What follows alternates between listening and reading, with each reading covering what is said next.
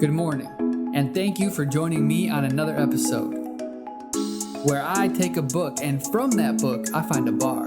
Now, a bar is a short, valuable nugget of information for us to feed our minds. This is Breakfast Bars! Breakfast Bars! Breakfast Bars! This is Breakfast Bars!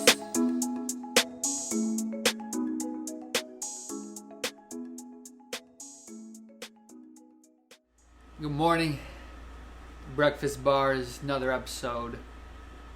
Hope you are having a great week. If not, I think I said this last week, but fucking do something about it. It's your responsibility.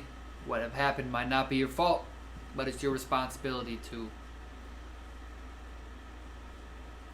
set a new narrative for yourself. Today's book is Make Your Bed. Little Things That Can Change Your Life and Maybe the World by Admiral William H.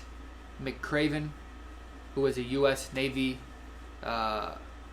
He's retired from the U.S. Navy. You've probably seen this book. It's number one New York Times bestseller. It's gotten a lot of praise and a lot of attention.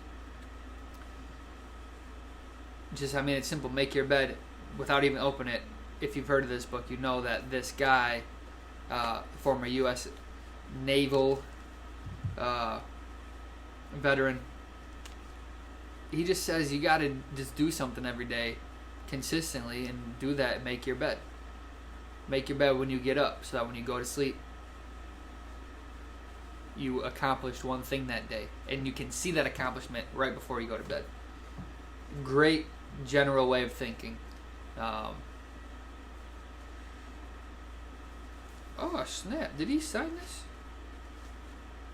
I don't even remember where I got this book, but it looks like he signed it. That's dope. It must have been at Barnes & Noble, or just like they have those sometimes with the signed copies. Cool. I don't think I knew that. Oh my gosh, perfect. Today's bar. Don't complain. Don't blame it on your misfortune. Stand tall, look to the future, and drive on. That is exactly what I was saying introing this episode. If you're having a shitty week so far, maybe a couple weeks, if things aren't going the way you had envisioned, this year for you probably, there's a good chance it hasn't gone the way you envisioned. And so many people complain, and so many people feel validation in their complaining because they see everyone else complaining. Nope. Not here.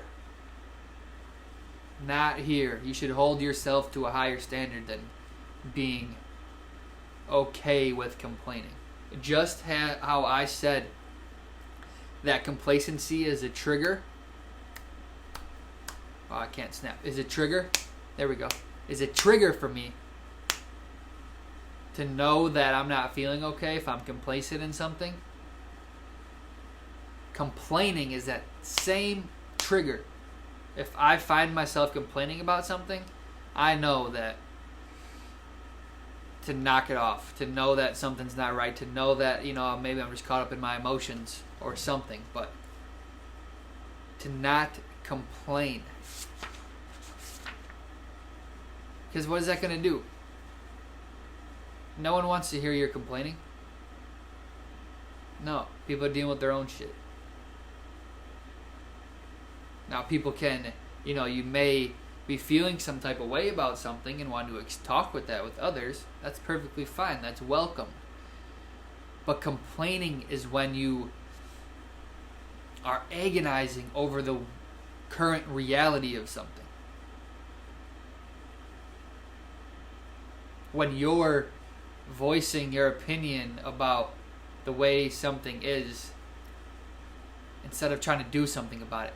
Basically, complaining is you are focused on the problem and not the solution. If you're a person that only focuses on problems, you can get the hell up on out of here. Actually, no. Why don't you come back? Because you need to hear more of my shit. But in my personal life, if you're someone who focuses on the problems, peace. Now, I know I don't have solutions for everything. And I won't always have solutions to everything. But I damn sure I'm going to make sure I'm at least focusing on how to think of a solution. That's empowering. That makes me feel better. That will make you feel better instead of sitting there sulking about a current reality. It does no good for you or for anyone, but most importantly for you. You don't want to build a habit of complaining about things. Now, it's okay to voice your displeasure with something. But if all you do over and over, time and time again, is voice your displeasure about something, that is complaining. Rather than voicing your displeasure one, maybe twice, maybe 3 times, but focus on a solution for that. Focus on something you can control to help turn that displeasurement